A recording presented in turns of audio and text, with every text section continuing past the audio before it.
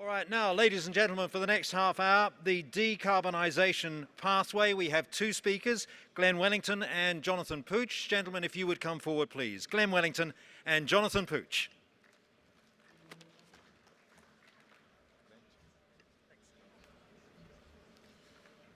Good morning, everybody. Thanks for the opportunity to speak. Yeah, really interesting, quite a different context. Hearing some of the challenges, but obviously climate change and carbon reduction is another challenge that we're all having to deal with. So I'm Glenn Wellington, Sector Program Manager at ECA. This is Jonathan, DD Consulting. I'm just going to give you a bit of context. Some may have been at the grower workshops held a couple of months ago. A bit of context of the program we're running and working with Tomatoes NZ and Vegetables NZ. Jonathan and his team have been working on some of the work we're actually doing, so he'll give a bit of insight into where we're at.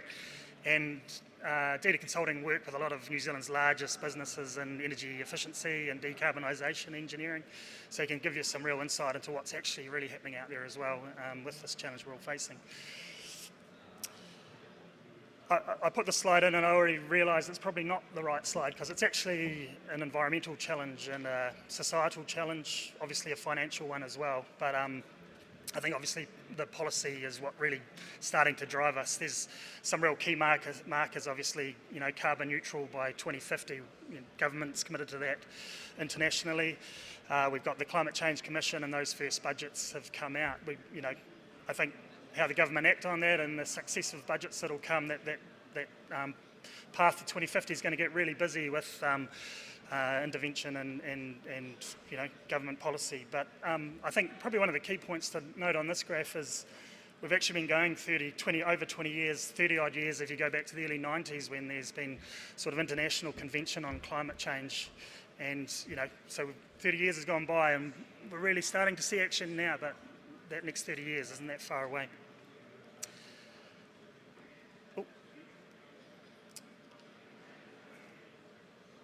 So ECA have established a new program targeting high carbon or carbon intensive sectors. We're working with the wood processing, metals, plastics, food processing sectors. But we've been well underway, because of the proactive work of Tomatoes NZ and Vegetables NZ. We've already been underway looking at how we can help support the whole sector with this challenge. So we've established a program, but leading the way with the covered cropping space at the moment. So probably the bit we're just getting underway with is this decarbonisation pathway piece in the middle, sort of initial plan, get out in the field and assess decarbonisation opportunities, whether that process change within the grow houses, technology change, then ultimately proving that in the field and generating information and resources we can feed out there, create the connections with companies like DETA, other energy consultancies, carbon consultancies, or the technology providers to really help. The action all happens in this implementation phase, but that's going on now. It's already started, but we really need to try and ramp that up and feed that with the information and prove that these technologies and interventions actually work.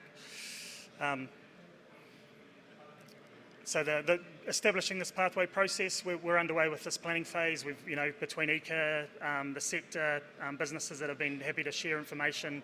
We're pulling a lot of that information together. There's been some good work. Ellie Nederhoff led a tech scan looking at Netherlands, pulling in what's happening in the Netherlands in this decarbonisation space and the technologies that are coming to the fore there. Pulling all that info in and really establish what are these opportunities that are applicable to New Zealand, and then how do we go about proving that and validating that and then getting that information out. That next phase, that in the field phase, we'll move on to in time, and that'll be where we'll be looking to work with individual growers and get some of these projects that maybe aren't really underway in New Zealand, supported and underway. Defining that and pushing that out, but probably ultimately in the end implementation is over to the businesses out there and really getting on board and trying to progress decarbonisation directly. So I'm going to hand over to Jono now, and he can give you the good oil. Sweet. So before I start, I guess a little bit of context. The covered cropping sector, just the stationary fuel, accounts for about 0.4, 0.5% of all of New Zealand's emissions from a carbon perspective. It's a lot. It's significant. And in the context of 2050, Glenn's already outlined that, we won't be using gas, we won't be using coal, because we're shooting for net zero. Okay, it's controversial stuff. It is massively different to BAU, and it is difficult. It's not easy. It's going to be a challenge. And hopefully what I can outline a little bit is, yes, it's a challenge. Yes, it's doable, but we have to start planning for it now and taking steps in that direction now. Okay, so what are we seeing in the market? And this goes across every single sector at the moment is exposed to this. If you're Fonterra, if you're a meat processing company, some of these things are alarming you. They are keeping you up at night. But the steady, consistent approach that everyone is taking is to try and think more broadly, think further ahead, and to be quite strategic and deliberate around a transition towards net zero. We can't do it tomorrow. No one can afford to do that. But we can afford to make little improvements over time that get us to the goal longer term. So we are seeing lots of organisations looking towards a longer term decarbonisation roadmap. I'll cover off what's in there, but basically it is a step by step roadmap to how we get from where we are to net zero by 2050, to out of our coal boilers by 2037. Which is the current legislation in front of government. So what does this roadmap entail? Oh, what are we seeing? So these roadmaps are effective. 81% reduction in CO2 emissions. Lots of them are being done. A couple I'll talk about have been in the sector. And the levelised cost of energy, so good bit of engineering jargon in there for you with the LCOE. That cost of carbon abatement, some of it is economic today, some of it will require significant uplift in the ETS price in order for it to even be close to economic. That's the reality of where we're at. This is why it's a step-by-step transition, and we can't economically afford to do this all at once. Total capital required across those projects is $240 million. That's a lot. Okay, so we're going to have this concept around reinvestment, but it is a 30-year program of work. So what's working really well for those organisations that are on this journey is strategy and leadership. If we can align our process and align our views to the longer term, align maybe decarbonisation to our product pitch, our positioning, where we're trying to enter the market protection often, that we're in a much better position around how we're going to be able to start the decarbonisation roadmap. So clearly there's a strategy alignment piece here. What is the business going to look like in 2030 or 2050? Not always easy questions to answer, but you have to have that vision in mind. And then into the and what does that actually look like? I'll step those through. But really we've got these 4 phases, and we need to get down the chain towards phase 3 and phase 4, where this is actually just how we do things around here. We are just sustainable in our approach. This is inherent to what we do. It's very similar to, say, health and safety legislation change that we've seen previously. In 2050, this will be what we do. We won't have to talk about it anymore because it'll be business as usual. Okay? So in terms of what does the roadmap actually entail, what are we thinking about? There's 3 things. We've boiled it down to 3 things. First and foremost, what is the process? Will the process be the same today as it will in 2030 or 2050? And what changes are coming from a growing system technology perspective that are going to change our energy use going forward? Once we've done that, we've got to reduce the demand. It's really, really simple, really, really obvious, but it's really, really important. So we go to sites all over the country, from large to small, 15 to 20% energy reduction is realistic in most sites just from doing the sensible things right now. Insulating pipework, looking at your boiler set points, switching things off when it's not required. This is pretty, I mean, it doesn't take an engineering degree to come up with some of this stuff. But you have to get down in the trenches, work hard, do the basics, before you talk about the big shiny stuff around how we're actually going to raise this heat, predominantly, that we need in the future. Okay, so do that bit last. So is this actually real? Now, Pierre is here. Pierre's gone through a process. Very clearly, he had a vision. JSO has had a vision. We've got to get out of coal. Okay? That's the vision, that's the strategy, it's strategically aligned, we want to move. Step one, what does our process look like? We're pretty comfortable it's going to be the same, but we need to prepare for some growth going forward as well. So we need to bring that context in. Looking at lots of things around demand reduction, thermal screens, insulation, buffer tank, all sorts of things, before we now get to the fuel switch, the biomass at the end. Now, when that first started, and I don't think Pierre's going to kick me too much, the installed coal capacity on site's around 30 megawatts. Once you actually interrogate that a little bit, the peak is actually only 20 megawatts. Once you do the demand reduction, you're now sitting at around 10 megawatts. So all of a sudden, when we get to the bottom of the pile around our fuel switch, we've got a much smaller boiler, a much easier install, much lower capital costs. We have to get the basics right, and it is a step-by-step-by-step transition. Okay, if we started this process the wrong way around and just looked at fuel switching, Pierre would be up for an enormous boiler that ultimately he doesn't actually need. Okay, so make it strategic, make it aligned, make it incremental. So what does this actually mean in terms of the context of what we're doing with Tomatoes NZ and Veggies NZ at the moment? Well, basically our brief is to try and come up with a bit of a cheat sheet for every grower around what are some of the things that you should be thinking about in your zone or your region with your technology. So we're starting off with doing some segmentation of the industry. You know, what sort of fuel is used, recognising the difference regionally, and also starting to have a look at maybe, you know, for those sites that have natural gas, there might be more opportunity for certain technologies rather than others, and really trying to ultimately create this step-by-step-by-step pathway at a high-ish level. This is not going to be the answer to all your problems, but hopefully it's going to be a cheat sheet to get you started. Okay, so we're going to be looking at trying to pull something together like this for, say, the Upper North Island. If you're a gas user, here's some things that you should be thinking about. Now, where you enter on this program will depend on your own maturity and some of the things that you've done already and your own site specifics, but hopefully this should trigger some thought and thinking and perhaps focus for your immediate first step to get on the journey.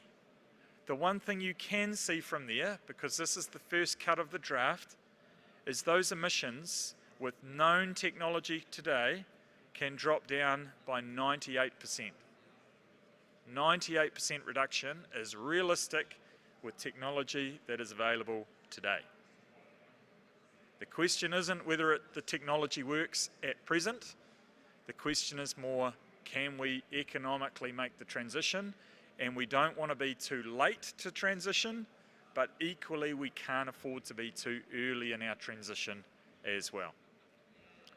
So lots of the previous slide referred to existing stock, but we are also going to provide a little bit of a cheat sheet for new sites as well. Some things to think about as part of your development. So location, what are our opportunities to look at renewable fuel from our location selection, style of glasshouse, and also some of the technology that we are thinking about. If you are building a glasshouse today that is going to be around in 2050, my challenge to you is that it should be net zero today, if it's still going to be there in 2050. Okay? So I guess in summary, what we are finding, senior leadership and strategy, these decarbonisation, they have to be perfectly aligned. They have to be aligned. Otherwise, we aren't going to make the inroads that we need to. This is a program of work. It's not something that you can tick off and just go and do. It is a culture. It will take a number of smaller projects adding up to a bigger project, but it will take some time. And most importantly, our fundamental challenge at the moment is one of economics, not of technical engineering. Okay, so over the next couple of months, we're doing this work, we're getting these cheat sheets together for you. It will be circulated. Hopefully that provides a shortcut for you to get started, some things to think about.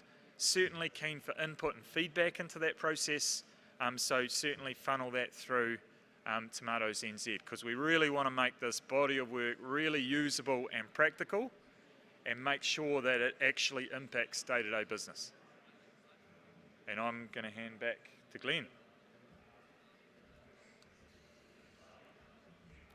Yeah, so just to wrap that all up, next steps, Jono's touched on the next steps, getting that sort of, well, what we term the plan phase, but get that initial information refined and ready to put out to the market.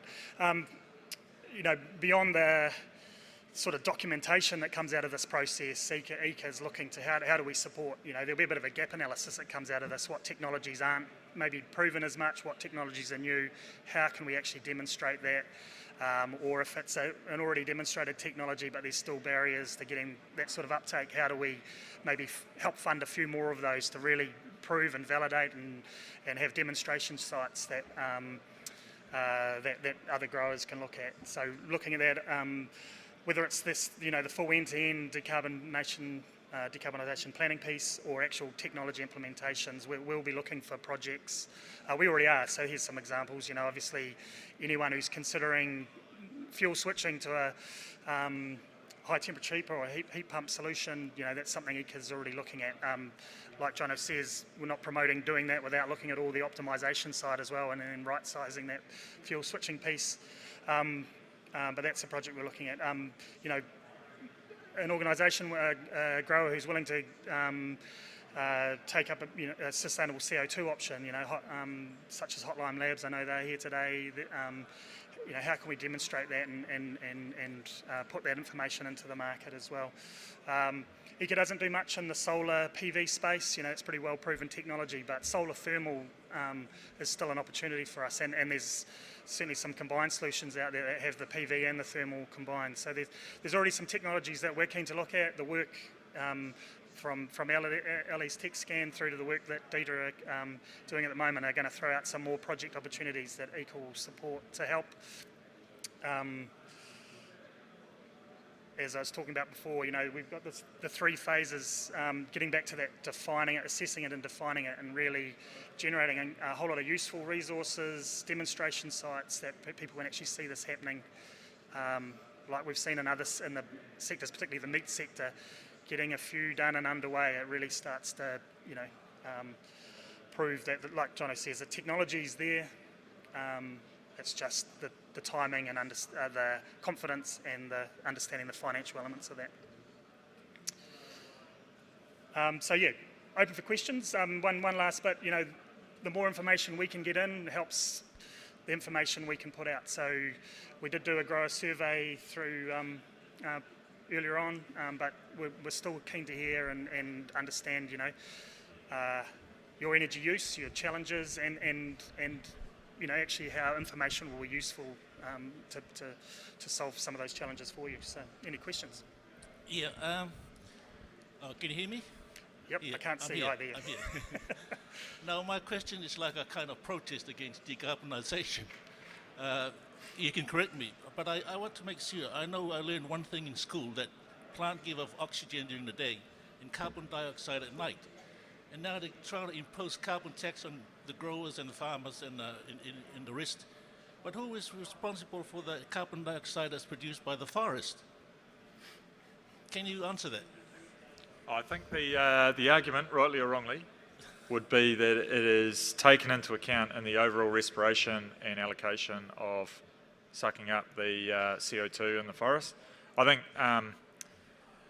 fundamentally the decarbonisation argument is a fossil fuel argument. That's why we're having a slightly different conversation around methane, particularly in New Zealand at the moment. So, you know, we're releasing, from a carbon cycle perspective, there's a cycle with all of these things. What we're really trying to tackle here is the carbon cycle that is related to thousands and thousands and thousands of years in terms of cycle time, rather than those ones that are related to tens or even hundreds of years. Okay, thank you.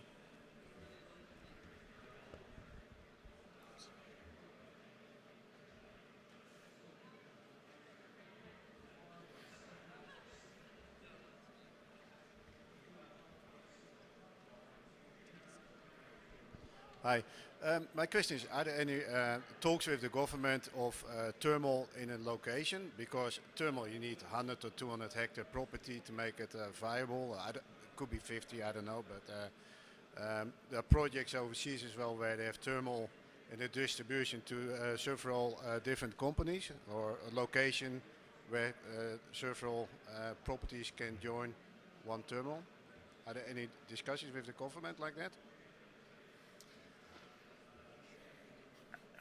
There's maybe not so much in the covered cropping space, but there's certainly organisations within New Zealand. I think even, say, T&G at Reparara, I think the project that's starting there is one example. Pioneer Energy have done a few cluster projects in the industrial space. But I think if you look at Ellie's work in the Netherlands, it's definitely something to be considered. Certainly that new build, you know, looking at that fuel source, and if that's a waste heat from an existing industrial process, growers getting together and setting up a cluster with a centralised heating system, sustainable heating system, or just locating to maybe where there's a better geothermal or biomass supply.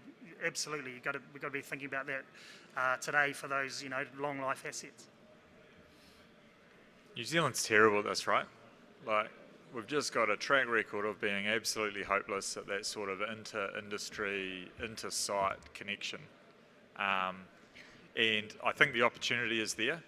So we always kind of default back to New Zealand's really small, the economics and economies of scale don't work, and to a certain extent that was true historically, but going forward, I think particularly when we're talking about some pretty big crunchy capital numbers that need to be invested, we're going to have to think differently about that. I think the challenge will be who actually leads that conversation, and is it a conversation that government leads, or is it just a connected cluster that lead it themselves? And I think there's probably some work to do on both sides of that fence to just have better conversations with your neighbours to see what's possible, because the competition is out there in the world, not with your neighbour next door, right? So I think that's the challenge for all of us. Yeah, hi. The majority of the sector is smaller growers, not larger growers. How are you guys going to work with that? Because most of the projects are into the larger growers, not into the smaller growers. Now, how are we going to work to get the smaller growers into clusters? Because none of them are going to have the capital to do the kind of things that you're talking about. Great question. So I guess what we're going to try and do in terms of this initial assessment is provide the information at an appropriate sort of cluster or a sector subgroup level. Now, very clearly, if you're a smaller grower, you know, some of the ability to look at some of these big projects are going to be different, and your, you know, thermal screens are a great example where that may or may not be cost effective or economic for you. So what we're going to try and do is really try and clearly articulate what those economics are at each sort of subsector level, good, bad or ugly, and then try and be quite specific as much as we can around what we think is appropriate at that subgroup or segment, which and why we're trying to do the segmentation is to try and do exactly what you're saying, where the solution for a very large grower in the Pukekohe region will be different to a very, very small grower in the South Island. And so we're trying to provide something that is usable at that level. The next phase around economics and cost of transition is probably not immediately in the remit, but I do, we're going to provide some numbers and information about that, but I guess that's part of potentially future work focused on implementation or further support from government or ECA or something like that. But we don't know what we don't know yet, so let's get the information, have a look at those segments, and then we can probably have a better conversation around what that needs to be. Yeah, because my concern is we don't want smaller growers in this sector to become the collateral damage. Yeah. No, completely agree. Yeah, from an ECA perspective, the actual sector program is designed more for the medium to smaller grower or in other sectors, those size businesses, because we have a direct engagement program that already works with the largest ones. We're hoping that the learnings from those larger ones helps disseminate down and does support the smaller and medium grower. I think ECA, we're conscious too that there's smaller projects and how can we support those, get more reach through the associations and the member base. But I'm also aware cross-government, things like just transition, support for, right down to the SME level, and the consequences for the smaller businesses is definitely high on the radar. Still a lot of water to go under the bridge, but yeah, definitely in the conscious at least.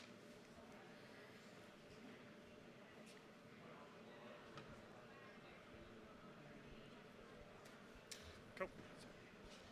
Thank you. Awesome. Done. Thanks.